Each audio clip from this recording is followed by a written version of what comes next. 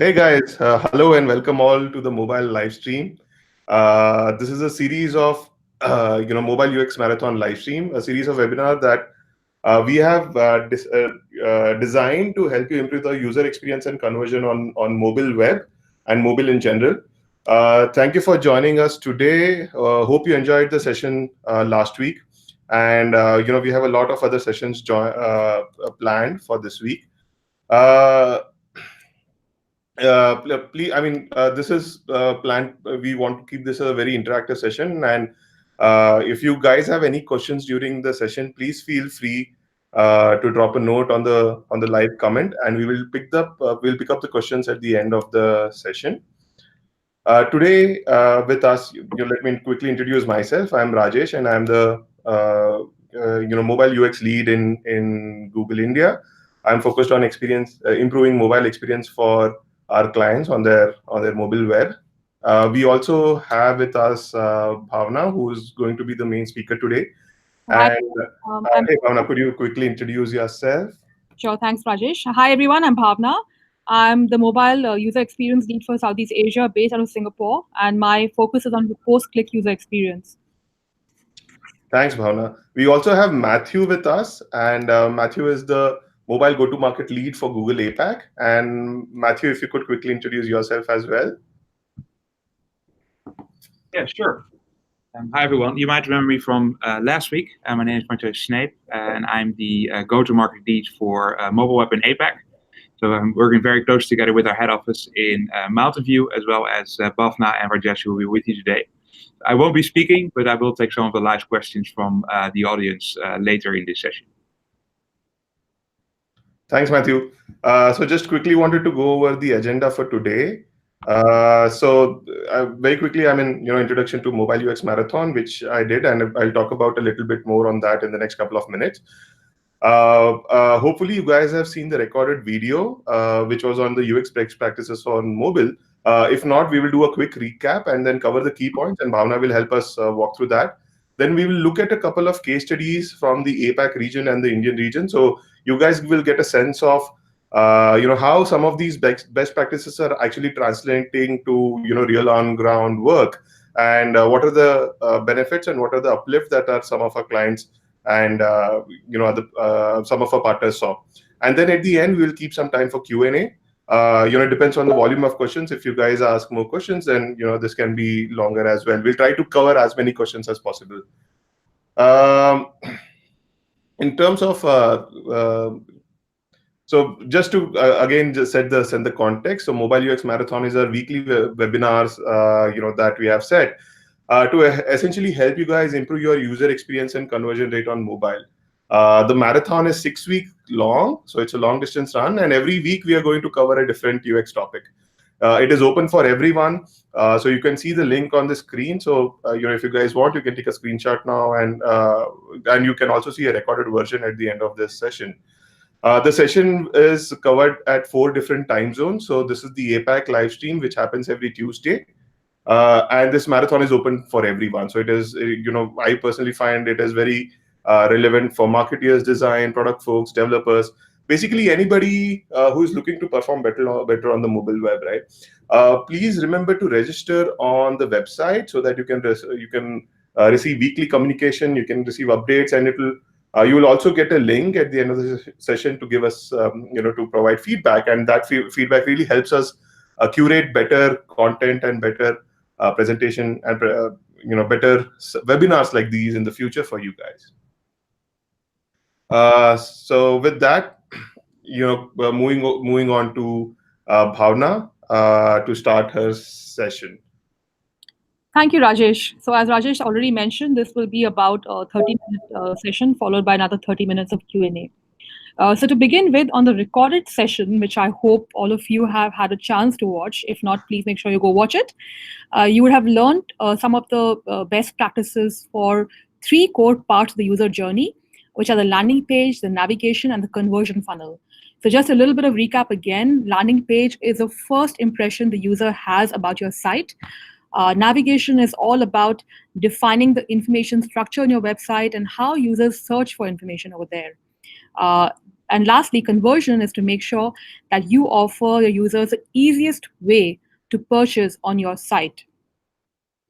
So in today's session, I want to touch upon a little bit of different topic. I want to talk to you about a research that Google conducted with Accenture Interactive to seek out the top performing mobile sites in Asia Pacific and to identify what makes these sites great.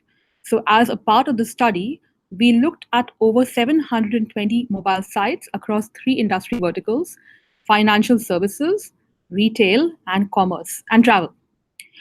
Today, we will spend some time understanding the drivers of great mobile performance and learn from some best-in-class examples. So, what metrics do we use to determine a superior mobile experience? For this study, we divided the metrics into 5 core metrics. Again, this is based off a large research on how users basically go, interact, and behave on sites. So these 5 metrics are, first of all, findability. Findability is about how quickly and efficiently can users find information on your site. The second one is about product pages. How clear is your presentation of products and call to actions? The third one is registration and conversion. Is the conversion process simple and safe for your users? The fourth one being mobile design. Are the pages designed for mobile users? And last, and very important though, is speed. Are the site load times disrupting the overall experience or are they not? So I'm going to go into each of these, but before that, this is a graph of the overall performance of the mobile sites in Asia Pacific across these 5 key pillars. The majority of sites in the study meet or surpass the benchmark expectations when it comes to best practice implementations. For many sites, however, you will notice that the speed, which is in gray, is a key issue, and many businesses can jump from good to great by just focusing on speed, where they scored one of the lowest in all the categories. So as I've also mentioned earlier, the 3 verticals that we focused on, financial services, retail, commerce, and travel. And what you see actually on this slide is some of the top brands that provide consumers in APAC with a great mobile experience. We see that some of our homegrown brands are actually at par with some of the big APAC players. So today, we will spend some time diving into how brands across these categories optimize for mobile and in turn driving better results for their business. So let's first talk about speed. So again, another graph over here. So what I'd like to talk about is a speed index. And a speed index is something which measures how visually available a particular page is to the customer when it's loaded. A lower speed index score is better than a higher speed index score. What we see from this chart is countries such as India, Australia, New Zealand, and Japan, the speed score is much worse than when compared to the overall APAC average score of 58%, which is a red dashed line. And APAC by itself is quite behind the global standards for speed, which is the green dashed line. The suggested standard is to reach a speed score of 5,500. So you see, we have a lot of way that we can go up actually in our speed scores. We're lagging quite behind.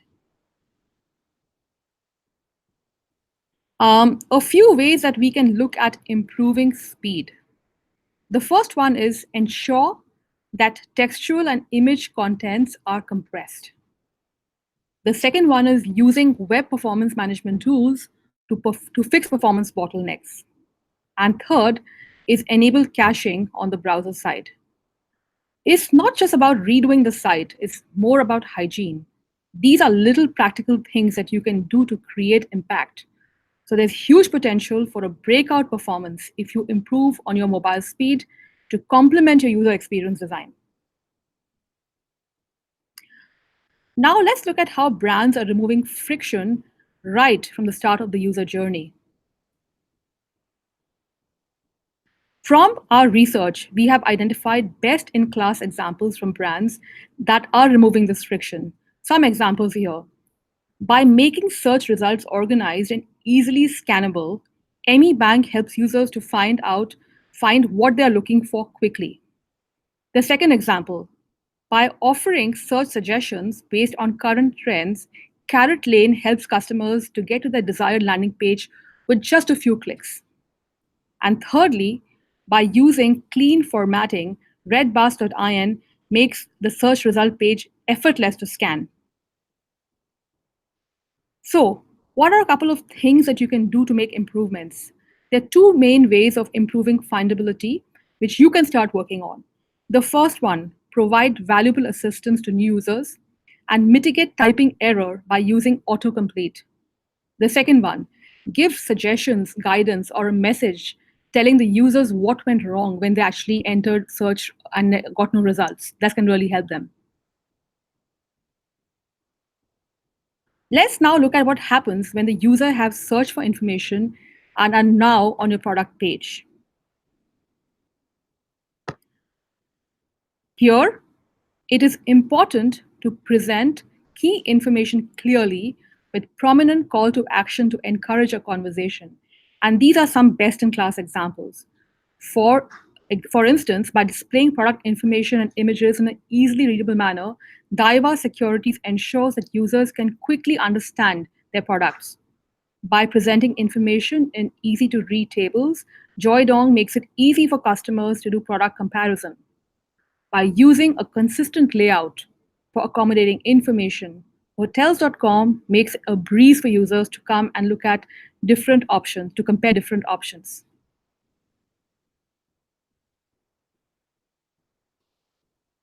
Here is one key way to improve your product pages. Having a wish list to prevent choice paralysis by letting users narrow down and compare products. And this is especially important for sites with a wide selection of products. Not having a wish list is a missed opportunity to help users along their purchase journey.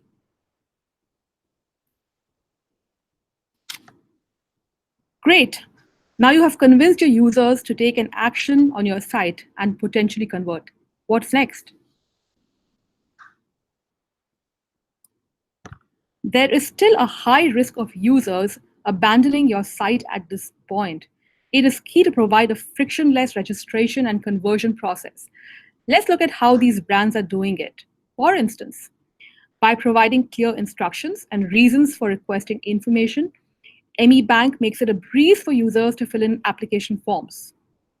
By providing real-time feedback for errors and even address suggestions, the warehouse delights users and in its short and sweet checkout process. By presenting a clean booking process with a clear indication, Hong Kong Express encourages booking completion from its users. So here are some improvements that you can start working on now to convert site visitors into customers. Number one, communicate benefits for account registration upfront. Number two, remove friction from the conversion process by allowing users to purchase products as guests. Number three, highlight errors to users in real time as form entry mistakes are unavoidable, especially on smartphones. And number four, implement autocorrect correctly to make it more convenient for users to purchase and remove the barriers to conversion. As you can see, the common theme is to ensure customers do not feel that the conversion process is endless and abandon it out of impatience.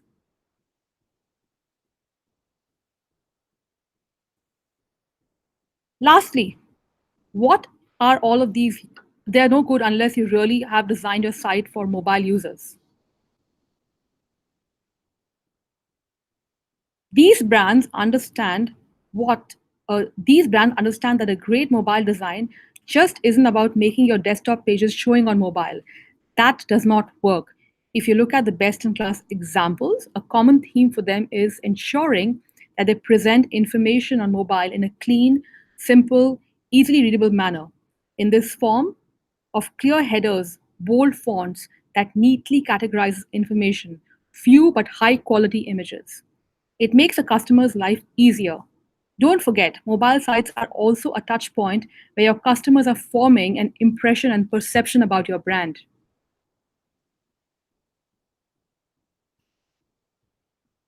Here is one key way to improve your product pages for a positive brand experience.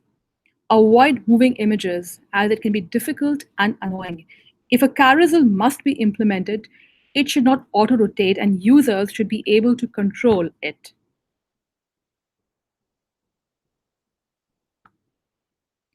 Now, I'd like to encourage all of you to visit our website, masterfulmobile.with google.com, to discover some of the ways that the world's top brands are creating smooth, fast, and highly engaging mobile experiences. And you can also see how you can do the same. So please don't forget to check the site out and bookmark it.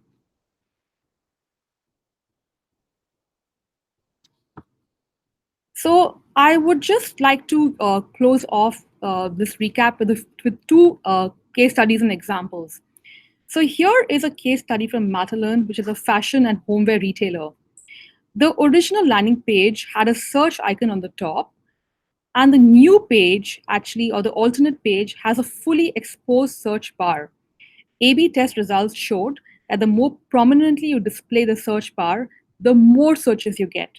Also, the users who usually search, convert more often than the users who don't interact with search.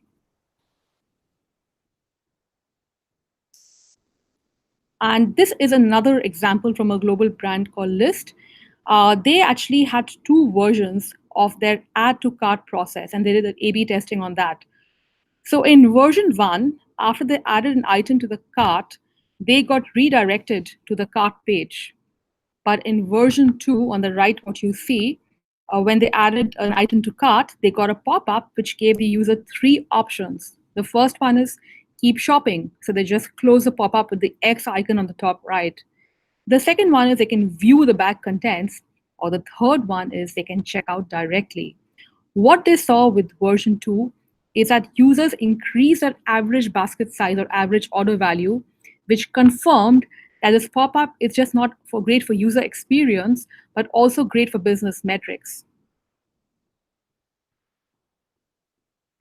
So now I would like to open this up for questions and answers. Great. All right. Thanks, Bhavna. Thanks, Bhavna, for that session. So we'll open up for Q&A, and there are certain questions that you guys had already submitted, so we can go through some of those.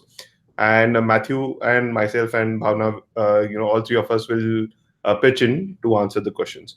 So one of the first questions that we received, which Matthew will take, is with many challenges for designing for mobile, there is one which I encountered the most. Is to fit multiple carts containers in the mobile first viewport. So the question is about in the first view, there are multiple things that we would want to display because the real estate is very small. So how do you prioritize between what's more important? And so over to you, Matthew. Yeah, thanks, Rajesh. I think that's a really, really good question, because ultimately you don't want to display too much information to your user, but you also want to make sure that you're actually not giving the opportunity to help a person make a well-informed decision, right? So generally speaking, I would suggest you look at two things. So first, I think you might want to consider using like an accordion menu, which places your key value proposition on top of that menu. So what it essentially does is that it highlights the key value proposition of that choice to your user. And then the user has the option to actually double click on it and then view more detailed information in the bottom of that accordion menu. A couple of really good examples, for example, can be found at sites that like sell software as a service products, which often like display multiple products, and which I think face similar challenges to the one you are facing. So if you have any competitors, or if you would like to have inspiration, then I would recommend looking at those type of websites. Then secondly, I would say in general, try to not make the user think too much. So if you are actually displaying multiple options on your product page or on a page which is deeper down in the conversion funnel, then try to make sure you're actually highlighting the recommended choice to a user. So if you don't have any consumer data, you might just go for the the option in the menu that is most sold. But maybe you can also start to make smarter recommendations, right? That's different for every business, but it could be based on geography, it could be based on the device type of that user, it could be based on previous browsing behavior. So maybe you could actually help the user to highlight the recommended choice for him or her, which also should optimize your conversion rate. Secondly, Rajesh, would you like to read out the question, or? Sure, Matthew. Let me take that.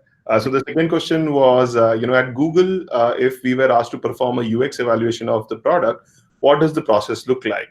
And also the follow-up question is, if there is any project that we could share, and what was the outcome of that evaluation? I think Matthew, you could take that as well. Yeah, sure. Yeah. So first, I mean, UX is not it's not hard science. So there's like a host of different factors that go into the user experience, right? What I would first try to look at is, what would you like your user to achieve on your page? And that's a good benchmark, I think, to try a good vantage point, to try and understand what your ideal user experiences should look like. Second, I would try to look at your competitors. There's probably good design inspiration you can get from those pages, which can help you to design your optimal user journey. Then we at Google, we actually partnered with Accenture, as Balkan just said. And so what we did there is that we partnered with Accenture and assessed the top 1,000 mobile sites in APAC. And to assess them, we looked at speed, design, product pages, findability, and registration and conversion. So what we did find is that speed is the biggest contributor towards the user experience. But of course, you should not ignore design, product pages, findability, and the registration and conversion pages. So a really good resource for that is masterfulmobile.withgoogle.com, as Balkan just mentioned. And so that site should contain a lot of information, which is very helpful for you.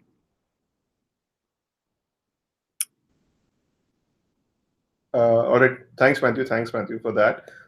So just taking up a few other live questions that you guys have had. So one of the questions that we typically get is, how do you balance between experience and performance, right? I mean, the question typically is, specifically here is that they wanted to focus more on brand building, and but with some brand building, there could also be elements like videos and other elements that could probably impact the performance. So and like Matthew also alluded to that, our suggestion always has been that the focus has to be on performance. And the way we help our partners figure that out is, you can always think of having like a performance budget. So the way, let's say, a marketing team has marketing budget, the tech and product and dev teams can also have a performance budget. So let's say the performance budget is of 10 seconds. So every new element that you add takes out of that budget. Now there's a performance budget that needs to be shared across team, and obviously there needs to be a rigor and focus that is maintained with the performance budget. But if you have that, then you are able to prioritize correctly what are the elements or what are the user experiences that you would want to design. And we found out having that and having the rigor to follow that closely usually helps come up with a better performing site, which doesn't compromise too much on the experience as well, or doesn't compromise too much on the elements as well. So that's Matthew and Bhavna, do you guys have anything that you would like to add to that? The only thing I'd like to add from another user experience perspective is when we think of performance, and like especially if it's a kind of an e-commerce site where performance is key, and you have this whole thing about brand building you want to do, you might want to consider doing some separate content marketing campaigns for brand building and not merge it with your site. That's one thing. And the second thing is that within a site itself, you can actually use some techniques called progressive disclosure, where if the users want to learn more about your brand, they want to see videos, or they want to see a 360-degree view, you can actually go deeper into the site, as long as it doesn't interfere with the purchase. So you can actually have links, deep links, which take them to learn more about the brand.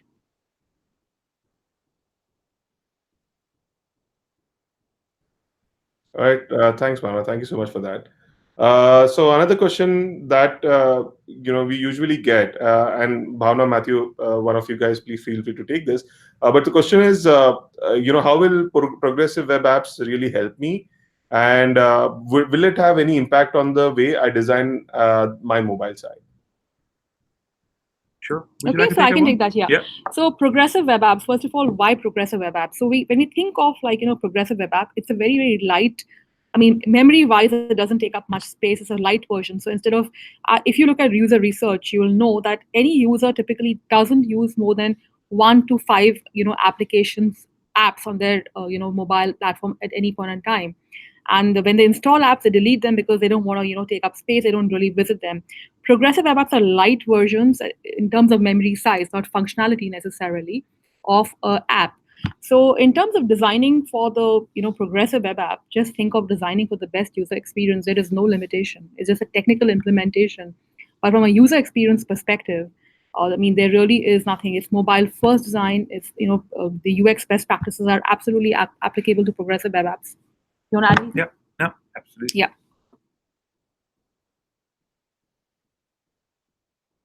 All right. Thank you, Bhavna. We have maybe one more question that we can take. So essentially, this is a question on the carousel. So logically, it will decrease the visibility of other promotions after the first one it is static. How is the trade-off between UX and the effectiveness of promotion? Does good UX always triumph the visibility of promotion? So that's the question that we have. I think I just have one point to that. After that, I'll hand it over to Bhavna and Matthew. But the thing is that it totally depends on whether that promotion is relevant to that customer who's visiting the page or not, right? So most of the times we also help or suggest our partners to focus a lot on showing the right kind of messaging to the right kind of customer. And there are plenty of tools available for you guys to do that. So as long as it is relevant, then having a carousel or having a slide which doesn't really impact the performance of the page that much can be explored, right? So that's one suggestion. Bhavna, Matthew, do you guys want to add to that? Yeah, sure. I have a few points I would like to add to this actually as well. So the first thing is about carousels, right? The best practice is around. Just give me a minute. Let me just my camera back up on. Yeah. So one of the best practices is okay to have carousels as long as they are not automated and user controlled. Now, the reason this is a best practice is because, if say, for example, you've got 3 banners that are rotating, the user has the option to go and control and see all 3 of them. That's one thing. If it is not user controlled, it basically causes banner blindness. You don't really look at the information. It just kind of passes by and you don't see it.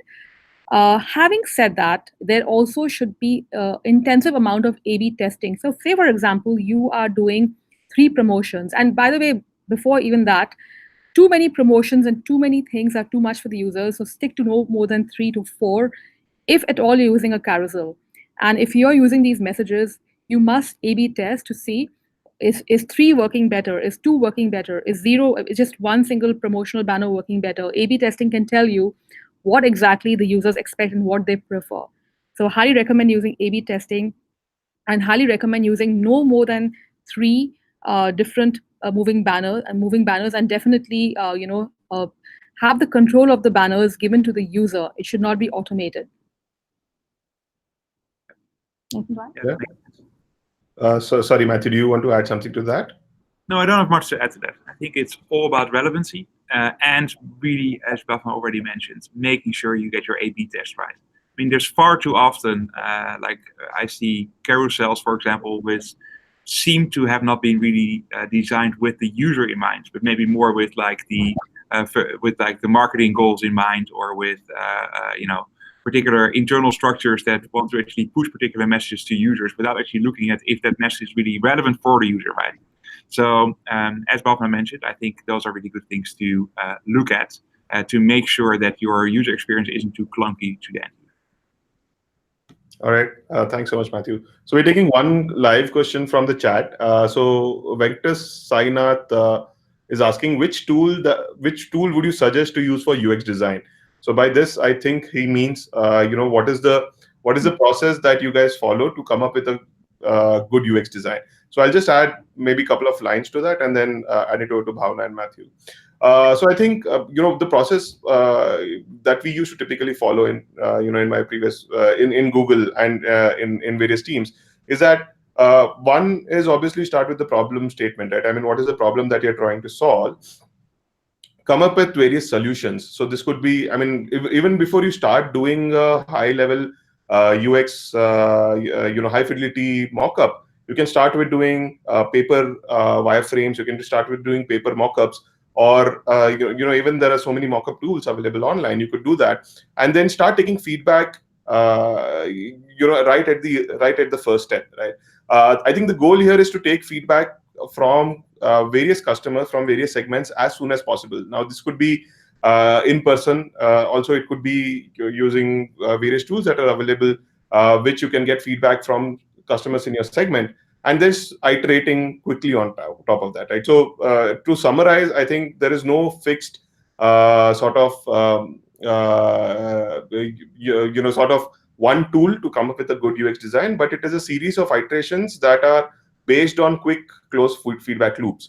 Obviously, you could also look at best practices that are there, provided by us on Masterful Mobile, and various other content that is provided to you guys. You could look at the best practices and come up with the best solutions for a small screen. Matthew and Bhavna, you guys want to add anything to that? Yeah, I've got so I think that's indeed a really good way to go about it, Rajesh. Like ultimately, you want to make sure you keep sort of like an agile mindset. You have an agile mindset, right? So when you are developing things, you are continuously like verifying with users or with your control group if the user design you are working towards and if the steps you are implementing are actually relevant and they resonate well and they help you to achieve the goal that you set out for yourself at the beginning of that process. I think in terms of A/B testing tools, like internally, we offer Google Optimize, which is a great tool to try and A/B test different versions of your website. There's various external tools as well. Optimizely is one of them, but there are lots of other third-party tools which you can use for that purpose as well. So I think those are two key things to keep in mind. But Bhavna, I'm sure you have more to add. Yeah, no, I think I think all the answers are correct over here. So there is no one single tool. From the I think as Rajesh mentioned, paper and your pen is your best friend when you're conceptualizing. Or a whiteboard is your best friend, and ultimately it's all about getting ideas. So first of all, it's about defining the problem statement, and then after the problem statement is defined, using a paper, pen, or a whiteboard to sort of conceptualize ideas. Once you actually conceptualize ideas, to put them into some kind of a skin to actually conduct usability testing, you might want to consider using tools such as Sketch. There are many in the market, but that's just an example. And then finally, when you go in for A/B testing, use tools like Optimizely to do that. I think one important thing is on the problem statement itself. So many people, in many companies, do not spend enough effort and time on user research, which actually helps in defining the problem statement. So before you start designing a product or improving a product, you talk to people who are using it, or look at competitor products, figure out what really is the issue before you even take that pen and paper. Write down the insights that you get from qualitative and quantitative research. Look at Google Analytics data and figure out what is happening. That is going to help you define the problem statement, and then you know exactly what to conceptualize for. Thanks, Bhavna and Matthew. I think that really sums it up pretty well. So I think we have time for one last question, and after that we can end. So the one question is again on the live chat. This is by Parvat Arohi. So the question is, what is better, PWA, progressive web apps, or accelerated mobile pages? So AMPs. So yeah, Matthew and Bhavna. PWAMP is the answer, right? Yeah. Would you like to take one? I think maybe this one Shweta can take. We have a technical expert over here who works on these technologies day in and day out, and we will let her answer this question. Okay, great. For that. So hi everyone, I'm Sweta. So essentially, AMP and PWA are complementary technologies. So AMP helps to make your initial load really, really fast. And that means that this is really good for users who are landing on your most important landing pages. And PWA, on the other hand, is really great at second load onwards and to ensure consistent performance across your entire mobile site. So essentially, you could have various models. One of them being AMP for a very fast landing page and then bringing users to a PWA experience. The other model is to combine both AMP and PWA because you can have PWA features on an AMP page as well. So you can actually combine them into a single page across all of your sites. Yeah, thanks, guys. I think that really sets it up pretty well. So just thank you so much, guys. Thank you for logging in and attending this webinar. And thank you, Matthew. Thank you, Bhavna, and thank you, Shweta, for sharing all the insights and the learnings with the audience today. Just before we wrap up, just a couple of things. So, sorry. Like we were saying that this is a 6-week seminar, so 2 of the sessions are done. Sorry. Yeah. So and these are the next sessions that we have lined up. So the next session is on 21st May, which is going to be about CRO maturity model. This is about organizational excellence, UX qualitative methods. So a lot of things that you guys asked, a lot of questions that you guys asked today about how do you define what is good design is also something that will be covered in that. And the other sessions are given here. So UX insights in Google Analytics is on 28th May. Introduction to A/B testing and specifically focused on Google Optimize is on 4th. Sorry, I think there's a typo there. That's actually 4th June. And how do you improve UX using PWA? So essentially progressive web technology. So not just PWA, but AMP and PWA. So the questions that you guys had around PWA and AMP will be covered in detail on 11th June. So please, please ensure that you guys join us for those sessions. And again, please register so that you get the relevant updates. You get the relevant alerts, and also at the end of this session, you guys will get a feedback form that you could, if you are registered, you will get a feedback link that please fill in. Feedback is very important for us because it will help us improve the content and improve the experience for you guys. So that's it from our end. Thank you so much, guys. Thank you for logging in, and hope to see you soon next week. Thank you so much. Great. See you next week. Bye. Bye-bye.